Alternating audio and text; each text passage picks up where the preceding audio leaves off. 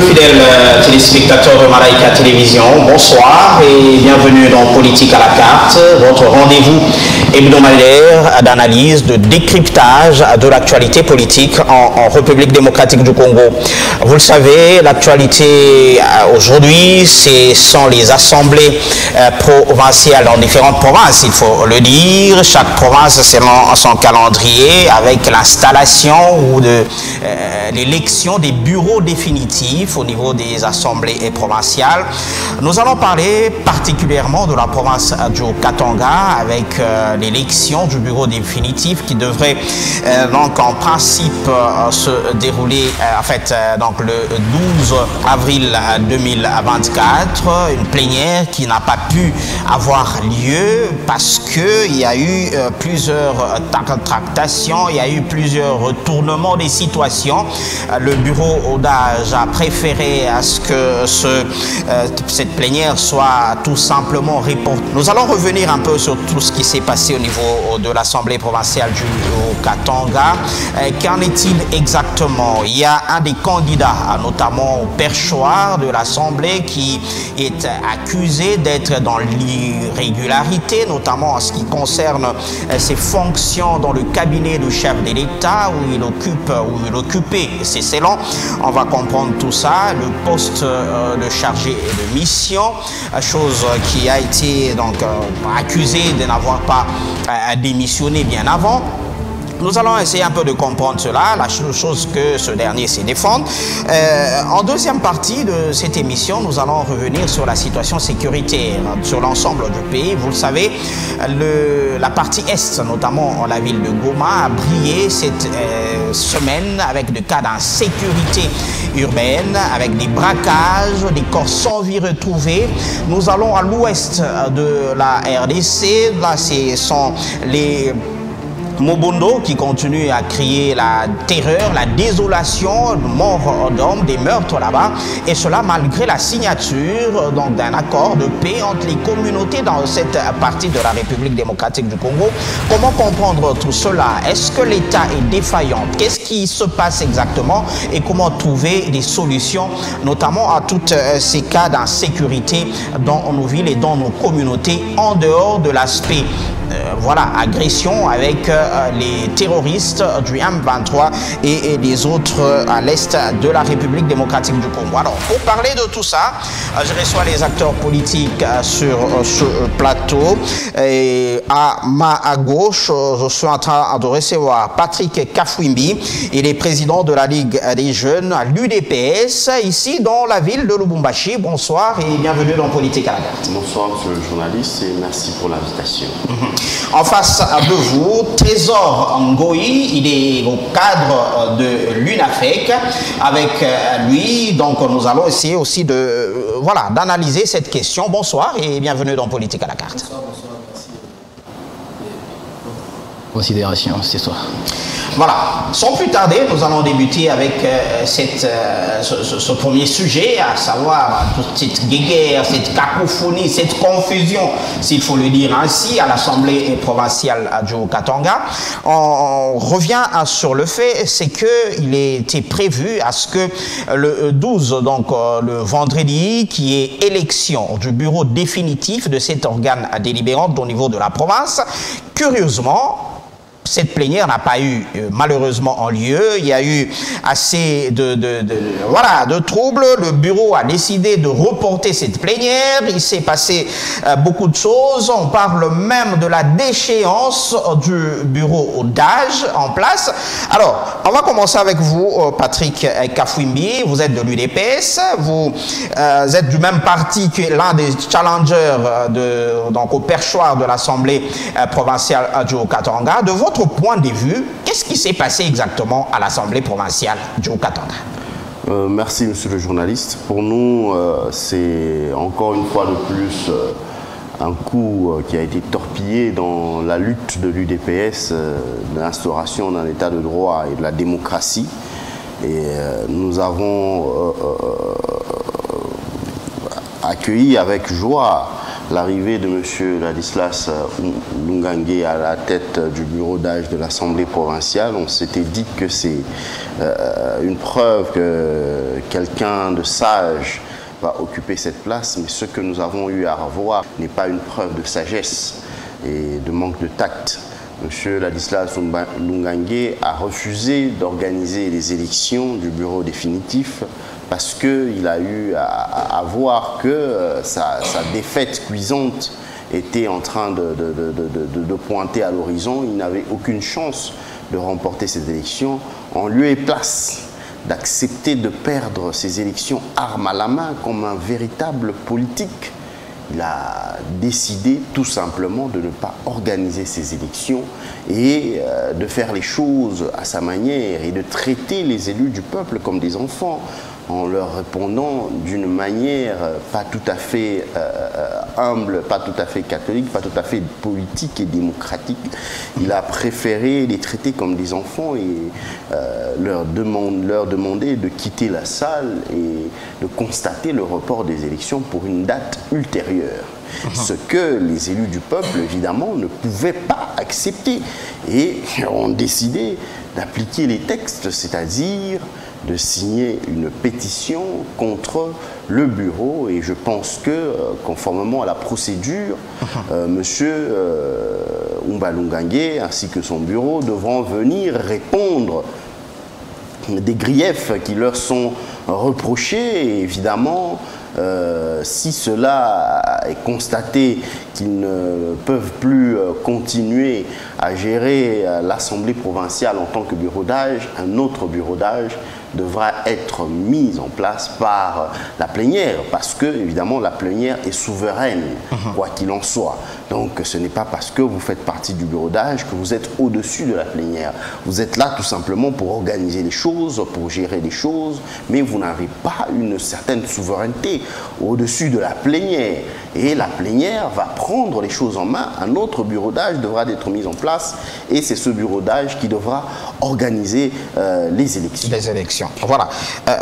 On va revenir dans les détails. Je préfère vous donner aussi la parole. Trésor Ngoï, qu'est-ce qui s'est passé à l'Assemblée provinciale? Merci, messieurs les journalistes. Je suis vraiment très content de voir notre co-débatteur parler très bien, mais en train d'oublier quelque chose. Selon l'essence de la loi, les bureaux d'âge est constitué par les plus vieux et les deux benjamins. Et les rôles du bureau d'âge a 3 points. Pour qu'on appelle bureau d'âge, il y a premièrement la validation des mandats, le règlement intérieur et aussi l'organisation des élections du bureau définitif. Alors, selon l'essence de la loi, les bureaux d'âge est appelé à suivre la procédure. Bien sûr, la plénière est souveraine, mais n'est pas au-dessus des textes. Ce qui s'est passé hier, c'est quelque chose qui était normal. On a eu à déposer des candidatures au niveau de la présidence, questeur, etc. Alors, selon l'essence de la loi, le candidat qui est honorable Michel Kaboué, il était conseiller à la présidence. Normalement, selon l'essence de la loi, si tu assumes des fonctions qui est actif en tant qu'élu du peuple, tu dois démissionner. C'est pour même le Premier ministre. Il avait fait la même chose, malgré le président de la République lui avait demandé, des fonctions courantes. Mais le cas avec notre honorable Michel Kaboué, il était conseiller à la présidence, on a donné 8 jours pour démissionner, quelque chose qu'il n'a pas fait. Les jours où il partait déposer... Allez-y, allez-y. Les jours où il devait déposer sa candidature, il a même écrit une lettre. Je suis étonné quand on me dit qu'il n'est pas conseiller à la présidence. Lui-même a écrit une lettre, il l'a adressé au président de l'Assemblée du bureau provisoire. Chargé de mission. Oui, être chargé de mission, ce sont des postes qui sont actifs. Chargé de mission et conseiller, c'est pas la même chose. Bon, ça n'a rien à voir avec moi, mais il devait démissionner. Ça, ce n'est pas un problème. C'est là où il était cloué. Alors, selon l'essence de la loi, on ne pouvait pas organiser les élections. Parce que le bureau d'âge n'est pas au-dessus de la loi. Il y a des textes qui nous interdisent de violer la Constitution, la loi. Alors, le président ne pouvait pas violer la Constitution. C'est pourquoi on a pris à informer des institutions habilitées pour traiter de ces dossiers. Et c'est pourquoi on a reporté les élections. Et tout d'un coup, parce qu'au Congo, vous devez comprendre, les députés, ils sont députés pour leur famille, pas pour la population. C'est ce qui s'est passé avec nos élites d'Ogatanga. Aujourd'hui, on est en train de traiter Lumangué de tous les mots. Mais il est le président du bureau d'âge. Il ne doit pas brûler les étapes. Il est en train de suivre ce qui est écrit par les textes. La plénière est souveraine, oui. Mais la Constitution reste l'organe qui est habilité à nous mettre dans les droits chemins. Très bien. Donc, pour vous, c'était une question de suivre la procédure et de rester dans la légalité. Alors, venons-en au fait à présent. Voilà, il y a cette histoire de démission, l'honorable... voilà, Michel Kaboué n'aurait pas à démissionner et tout. Qu'en est-il exactement? Est-ce qu'aujourd'hui... Michel Kaboué, élu du peuple, a eu à faire le choix entre ses fonctions de chargé de mission dans le cabinet du chef de l'État et de député élu au niveau provincial? Merci, monsieur le journaliste. Mon co-débatteur a été clair par rapport à ça. Le rôle du bureau d'âge, la validation des mandats. Ce qui a été fait sans problème. Pourquoi on a validé le mandat de quelqu'un qui n'est pas censé être député provincial et qui a une fonction incompatible? À qui la faute? Vous avez accepté de valider son mandat. Si vous saviez que sa fonction de député provincial était incompatible avec la fonction de conseiller, comme vous l'avez dit, pourquoi avoir validé le mandat de l'honorable Michel Kaboué? C'est parce que on a constaté qu'il n'y avait pas d'incompatibilité.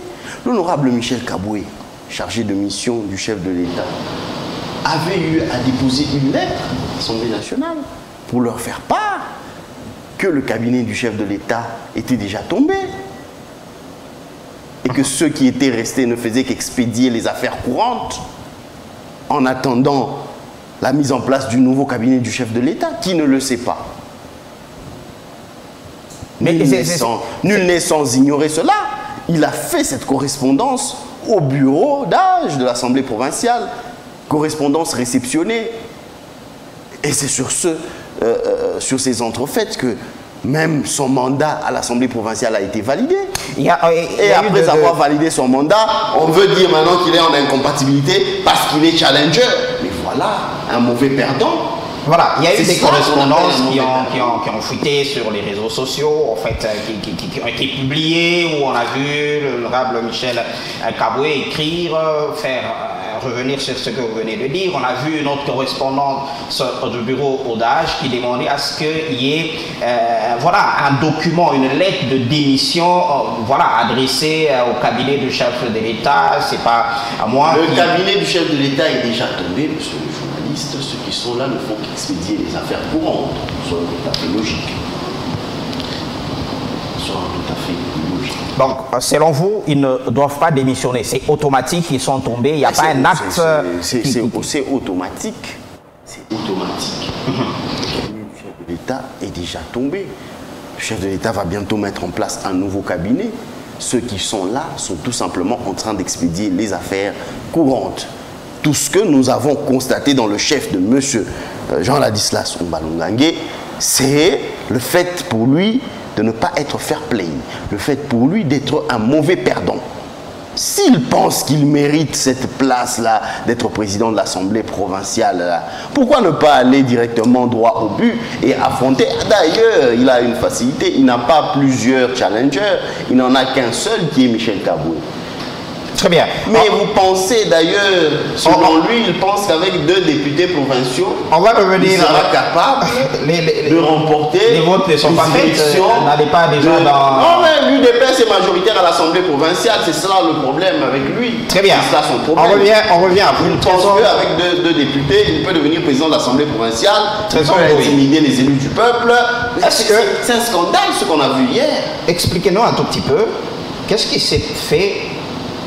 Comment est-ce qu'on a eu à valider le mandat de Michel Kaboué? Vous devez comprendre une chose. La commission a été créée. Le président du bureau d'âge, il a les pouvoirs de dissoudre la commission et créer une autre commission. Ce n'est pas pour rien la commission a été créée. La validation des mandats, s'il vous plaît. Qui crée la commission. C'est les tests. S'il y a l'illégalité, le président du bureau d'âge, il a le monopole de créer une autre commission. C'est ce qui s'est fait. Et moi, je suis étonné quand lui, mon co-débatteur, il me parle de l'IDPS majoritaire. Aujourd'hui, on nous parle de l'honorable Michel Kaboué. Il est le ticket de l'Union sacrée. C'est écrit où? L'Union sacrée n'a jamais mandaté ou envoyé un candidat président de l'Assemblée provinciale dans les Haut-Katanga. Soyons sérieux même dans des petites choses. Ça, ce sont des grands débats où il y a même des professeurs qui peuvent nous suivre. Le cabinet du président de la République est tombé et tout n'a pas démissionné. Soyons sérieux dans des petites choses. Et vous allez dire que non, parce que le cabinet du président était tombé et Michel Kaboué, qui est notre honorable, il devait directement faire tout ce qu'il veut. Il n'est pas au-dessus de la loi. Même le Premier ministre lui-même a démissionné. Comment ça fait-il? Parce que tu es chargé de mission, tu ne peux pas démissionner. L'article 87 de notre règlement intérieur l'indique d'ailleurs clairement. Et aujourd'hui, je suis étonné quand on m'a dit qu'il n'a fait qu'à des députés. Non. Mais ça, moi, c'est une information pour moi. Et d'ailleurs, moi, je ne viens pas ici. D'ailleurs, il n'est plus de l'UNAFEC. Parce que je sache, au dernier, ça c'est un débat interne. Non, ça moi, je ne peux pas entrer dans ce genre de choses. Parce que s'il s'agit que je parle de l'UNAFEC, ça sera une information pour lui. À l'absence du président national, c'est le premier vice-président qui prend les bâtons de commandement automatiquement. Allez-y comprendre, dans une maison où ton fils, qui est le cadet, il veut te chasser. Toi, son père responsable de la maison. Très bien. Et aujourd'hui, on me parle de l'UNAFEC qui a des députés. Moi, je viens dans le cadre de l'Union sacrée. Voilà. Parce que nous sommes les cofondateurs de l'Union sacrée. Vous ne faites même plus partie de l'Union sacrée parce que vous êtes en marge de la ligne de conduite de l'Union sacrée. Ne parlez pas de l'Union sacrée. Il y a un problème qui se passe avec nos gens de l'UDPS. Aujourd'hui, vous devez comprendre une chose. SG Kabouya nous a même dit laissez les Katangais avec l'air politique. SG Kabouya qui est secrétaire général, il les a dit laissez les Katangais avec l'air politique. Très bien. Et ce qui se passe avec l'IDPS, moi je suis totalement désolé de voir dans les ADN des, je ne sais pas, d'autres personnes animées des mauvaises voix qui veulent salir l'IDPS. Il n'y a pas vraiment la crédibilité. Très bien. Est-ce qu'aujourd'hui on peut dire que bon voilà. C'est pas, le président du bureau d'âge s'est réveillé et il a constaté tout d'un coup que Michel Kaboué était dans l'illégalité. Qu'est-ce qui s'est passé? Pourquoi on revient à cette illégalité seulement maintenant? Non. On avait saisi la cour d'appel il y a très longtemps. Et lui-même, Michel Kaboué, il est venu déposer sa lettre de justification. C'est-à-dire, il s'est senti qu'il a violé la loi. La cour d'appel a déjà été... Effectivement. Alors, on ne pouvait pas organiser les élections. Parce que quelle est la décision de la cour d'appel? Est-ce qu'elle a déjà rendu la décision? Bon, là, je ne suis pas vraiment habilité à parler de cette histoire. Très bien. Vous ne devez pas organiser les élections pendant que M. Ladislas, Jean Ladislas Mbalungangue, a lui-même publié le calendrier des élections. Il l'a signé lui-même. Pendant qu'il dit que la cour d'appel n'a pas encore répondu. C'est eux-mêmes qui ont publié ce calendrier des élections. Ils ont invité... Moi, je ne vous ai pas dit que la cour d'appel n'a pas encore répondu. Après avoir mais le dossier, quand même, au niveau de la cour d'appel, c'est pas hier. Il y a un dossier, moi je ne suis pas au courant qu'il y a un dossier au niveau de la cour d'appel. C'est lui qui nous en parle ici. C'est lui qui nous en parle ici. Moi, je ne suis pas informé qu'ils ont eu à déposer une plainte au niveau de la cour d'appel. Ils ont eux-mêmes donné le calendrier. Il dit ici que non, les élections ne devaient pas être organisées. Mais pourquoi avoir publié un calendrier bien précis de l'organisation des élections? Un calendrier bien échelonné, bien précis, signé de la main de M. Jean Ladislas Mbalungangue. C'est quand même dans publier la calendrier, c'est là, ça suffit pas à organiser des élections. Des irrégularités de freiner la machine. En lieu et place de contacter par voie officielle les élus du peuple, bien avant la date butoir, vous trouvez que cela est respectueux, que tout le monde soit mobilisé pour le jour des élections? Les gens sont dans la salle en train de vous attendre et vous envoyez vos 2 benjamins pour venir annoncer à la plénière que les élections sont reportées. Pour quelle raison? Non, on va vous communiquer par les voies officielles. Et puis ils sortent, sans aucun respect pour la plénière, pour les élus du peuple. C'est là que les élus se sont dit, mais ça ne va pas. C'est là qu'ils ont décidé de commencer à signer la pétition. Et là, dans son bureau, lorsqu'il apprend que les élus sont en train de signer la pétition contre lui, c'est là qu'il revient maintenant. Il a maintenant le courage de venir dans la salle pour venir s'adresser aux élus du peuple. Mais là, ça ne passe pas.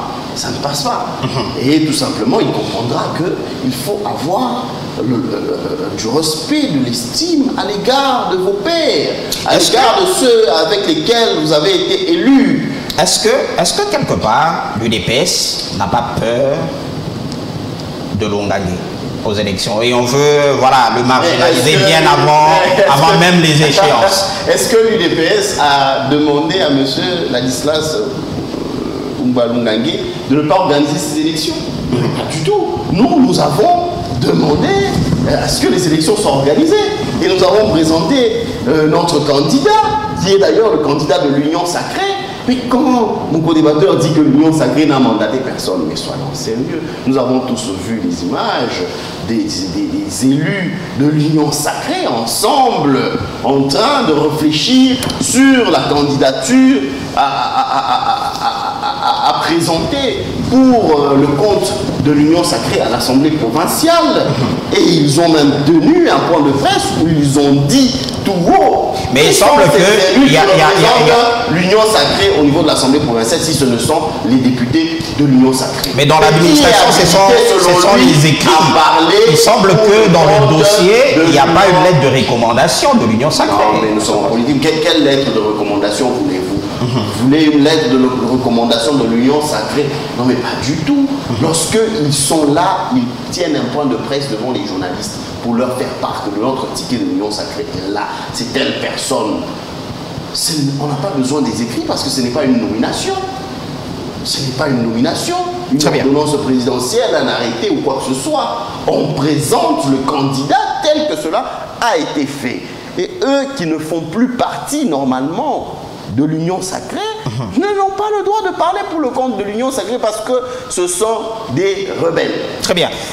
Revenons quand même à la procédure telle que les choses se sont déroulées. Il faut dire que dans la salle, il n'y avait pas que les députés, il y avait aussi des journalistes, tout le monde était là, on a vu ce qui a été fait. On reproche notamment au président du bureau d'âge ce mépris, l'irrespect pour utiliser les propos de l'honorable Thomas Alupata, le fait pour lui de ne même pas venir personnellement se présenter et d'envoyer quelqu'un dire aux députés que la plénière est reportée.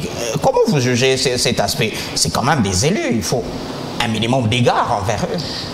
Merci, j'espère que hier là dans la salle, peut-être vous étiez là, on a commencé par informer nos élus du peuple. Qui a informé en premier lieu? Les décaisseurs. Mais pourquoi le président n'est pas venu lui-même? C'est quand même une grande décision. Il est constitué le plus vieux et le plus petit. C'est-à-dire le plus vieux peut envoyer le plus petit d'aller informer. Ce sont les élus du peuple. Au même titre que les autres. Au même titre que les autres. Et parce qu'ils étaient agités avec leur lettre de l'IDPS. Voilà. Un manque de respect encore à l'endroit des élus. Comment vous pouvez traiter des élus du peuple d'agités? Moi, je ne traite pas les élus du peuple. Je parle de l'IDPS qui étaient dans la salle. L'UDPS? Oui, oui. Qu'est-ce que l'UDPS a à voir? Oui. Leurs combattants, ce sont les élus du peuple. Moi, je ne parle pas des élus du peuple. Ce sont les élus du peuple qui étaient là. S'il vous plaît, laissez-le continuer. Un peu d'égard à l'endroit des élus. S'il vous plaît. Ce sont des honorables. S'il vous plaît. Voilà, c'est bien compris. Allez-y. On envoie le questeur d'informer. C'est tout d'un coup on a commencé à inciter le président. Il y a même, honorable député, une dame qui crie de brûler l'Assemblée provinciale. De l'IDPS. Il parle des députés, encore une fois de plus. S'il vous plaît. Mais quand vous parlez de Mbalungangue, il est sénateur, il n'est pas député. Je n'ai pas Oui, allez-y au fait. Allez-y au fait. Je ne l'ai pas traité d'agité. S'il vous plaît. Allez-y dans les faits. Vous comprenez un peu ce qui se passe quand on informe les élus du peuple. Les élus du peuple, oui. on leur doit du respect, quelles que soient les circonstances. Allez. On informe les élus du peuple qu'on rapporte la séance, la plénière. C'est tout le monde qui commence à inciter Lungangue. Tout IDPS qui commence à inciter Lungangue. Nous sommes dans l'Union sacrée. L'IDPS, c'est notre parti ami à l'Union sacrée. Dans l'Union sacrée, on a des partis politiques amis. IDPS, ACO, INAFEC. L'UDPS, c'est le parti phare de l'Union sacrée. S'il vous plaît, laissez-le. Pour ton information, je vais te dire quelque chose. L'UDPS, l'Union sacrée n'existe pas. Allez-y, s'il vous plaît. Ah oui. Partout dans le monde, on ne devient pas président parce que tu as été désigné par les gens. On devient président par une identité. Aujourd'hui, honorable... Mais est-ce que la question aujourd'hui, c'est la procédure qu'il faut respecter ou est-ce qu'il y a autre chose? Umbalungangue, il est en train de... Umbalungangue, Jean Ladislas, il respecte la procédure. Umbalungangue, Jean Ladislas... Vous aurez la parole. Mais oui, vous devez comprendre. Mais pourquoi ils sont agités? Et les deux voix de ces Benjamins peut-être. Ouais. Pourquoi ils sont agités? Oui, terminez le temps qu'on lui donne la parole. Pourquoi il est agité? Est-ce qu'il y a autre chose en bas ou c'est juste... Umbalungangue, Jean Ladislas, il est de l'INAFEC. Et chaque parti politique, ici, au Congo, a ses assises, a sa base d'influence. Regardez hier, comment on a amené des policiers. C'est quelque chose que moi-même je ne trouve pas normal. Ce sont des élections qu'on devait organiser dans de voies loyaux. Très bien. Alors, parce qu'ils ont peur de Lungangue, on a commencé d'abord par... Suivez d'abord la question et vous allez y répondre. Est-ce qu'aujourd'hui vous êtes sûr que s'il y a élection, Jean Ladislas Umbalungangue sera élu président? Mais le Katanga n'est pas à vendre. Le Katanga n'est pas à vendre. C'est pas ça la question. Oui, c'est la réponse.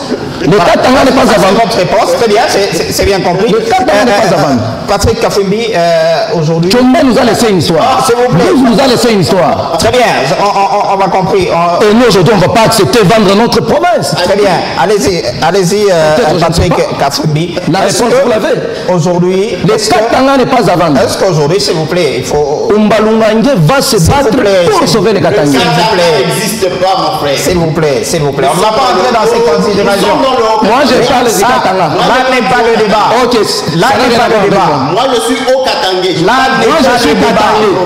Là, je suis Katangé. Vous, s'il vous plaît, vous ne faites pas l'émission à deux. Là n'est pas le débat. Moi, je suis Katangé. C'est moi qui ai les problèmes. Et le Katanga n'est pas à vendre. Le Katanga, s'il vous plaît. Le Katanga n'existe pas. Très bien. Ça n'a rien à voir avec moi. Voilà. Moi, je parle du Grand Katanga. Aujourd'hui, voilà. C'est quoi la suite à l'Assemblée provinciale? Merci, monsieur le journaliste. À l'Assemblée provinciale, la suite, c'est que monsieur Jean Ladislas Umbalungangue doit venir répondre devant la plénière des griefs qui lui sont reprochés. Notamment, il doit venir répondre. Et connaissant l'orgueil avec lequel il est parti, je doute fort qu'il réponde de ses actes devant la plénière.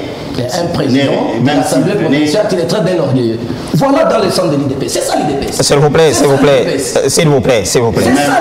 S'il vous plaît, laissez-le finir. Et même s'il venait répondre, je doute fort quel est l'argument qu'il donnerait aux élus du peuple qu'il a eu à traiter avec dédain, avec mépris, avec... je ne sais même pas, c'était vraiment un manque de respect criant. Mais est-ce que jusque-là, je n'arrive pas à comprendre.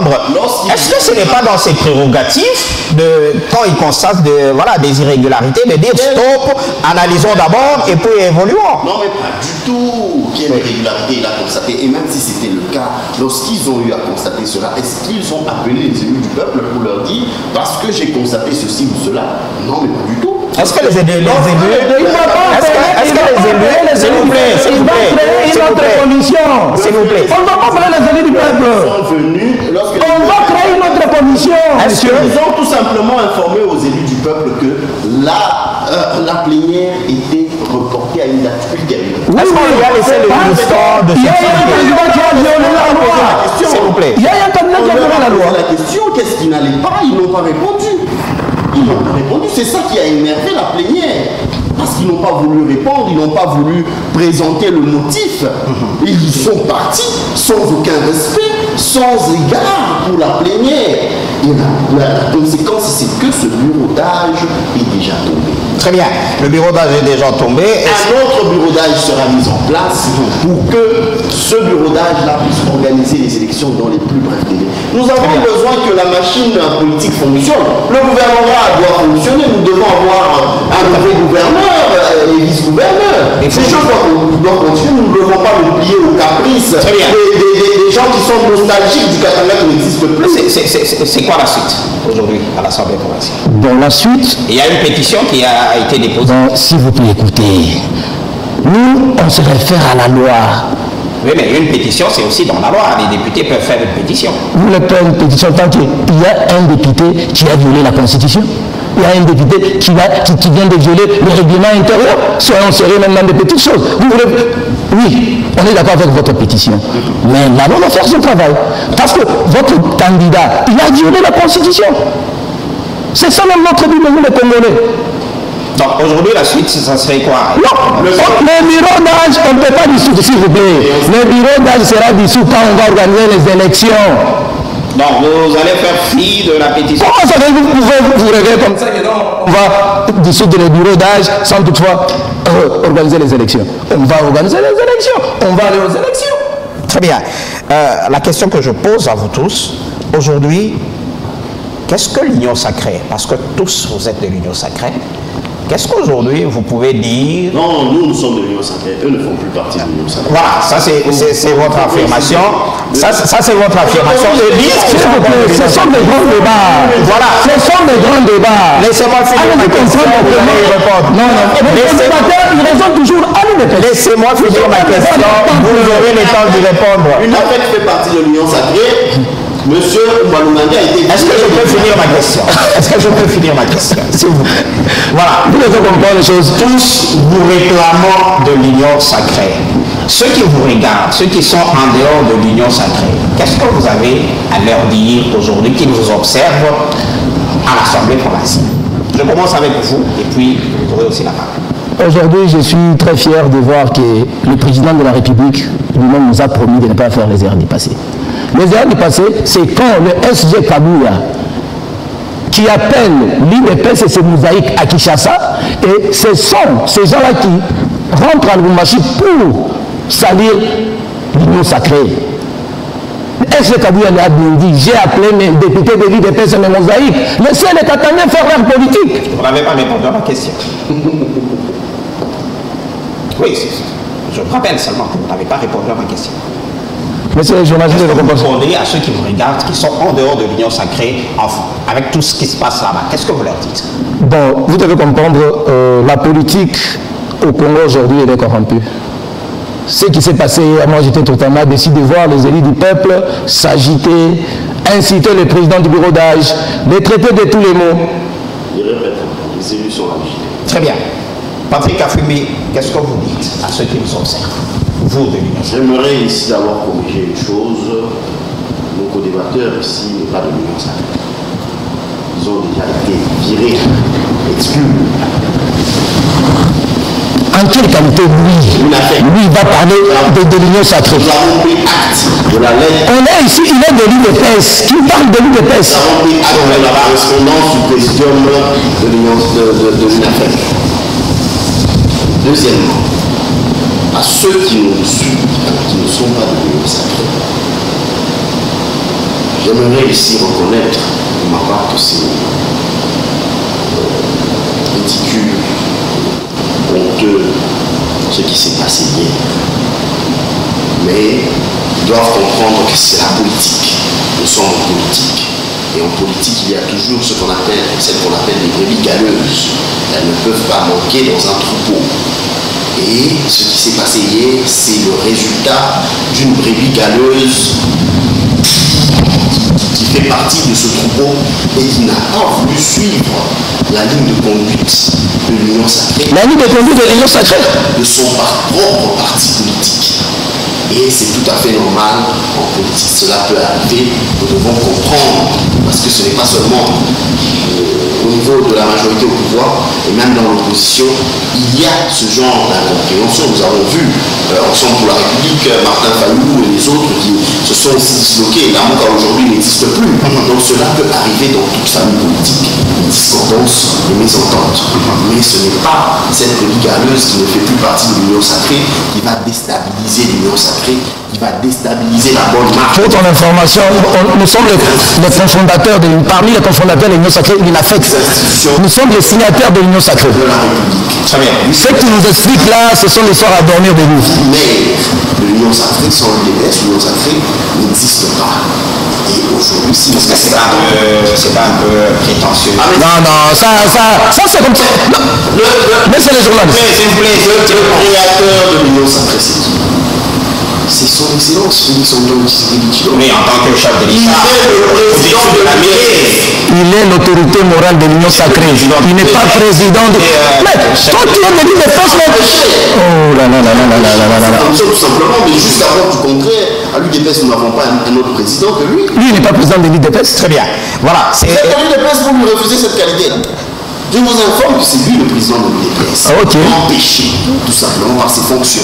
Dès qu'il n'est plus chef de l'État, il redevient président de l'UDPS. Très bien, on va passer à notre deuxième sujet. En ce qui concerne la sécurité en République démocratique du Congo, vous savez, la semaine dernière, on a vu cette montée en puissance des cas d'insécurité dans des agglomérations. Goma a eu la part belle de cette situation-là. À l'ouest, on a parlé de tout ce qu'il y a comme Movendo et tout cela. Aujourd'hui, qu'en est-il exactement? Je commence avec vous, Patrick Kafwili. Comment vous faites cet état des lieux par rapport à la situation sécuritaire de la République démocratique du Congo? Merci, monsieur le journaliste. La situation dans l'est de notre pays est tout à fait déplorable.